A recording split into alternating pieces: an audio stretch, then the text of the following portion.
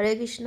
আজকে একদম কম তেলে সবজি না ভেজে খুব টেস্টি এক রেসিপি আমি আপনাদের কাছে শেয়ার করছি। তো প্রথমে আমি কয়েকটি টমেটো নিয়ে নিয়েছি, আর নিয়ে নিয়েছি কিছু চীনাবাদাম, একটু আদা, আর অল্প একটু হিং, আর কয়েকটি কাঁচা লঙ্কা। এগুলো মিক্সার গ্রাইন্ডে ভালো করে পেস্ট বানিয়ে নিয়েছি। আর এদিকে গরম জলে এই যে সবজিগুলো আমি হালকা ভাপিয়ে নেব। এবারে কড়ার মধ্যে তেল দিয়ে দেব একটু গরম মশলা, শুকনো লঙ্কা আর জিরের ফোড়ন, আর দিয়ে দেব পেস্ট করা মশলাটা।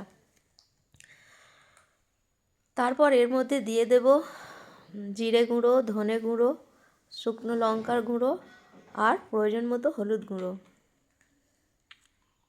এবারে এই মশলাটা বেশ ভালো করে নেড়ে চেড়ে ভাজা করে নিতে হবে।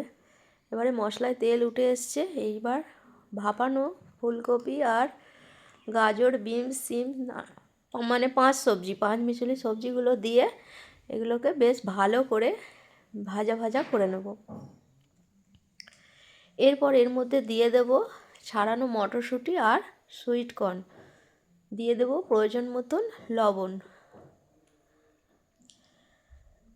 এবারে বেশ করে নেড়ে চেড়ে গরম জল অল্প একটু দিয়ে ফুটিয়ে নিলেই রেডি হয়ে যাবে মিক্স সবজি। তারপর নামানোর সময় অল্প একটু গাওয়া ঘি ছড়িয়ে দিয়ে আর দিয়ে দেব অল্প একটু ধনেপাতা।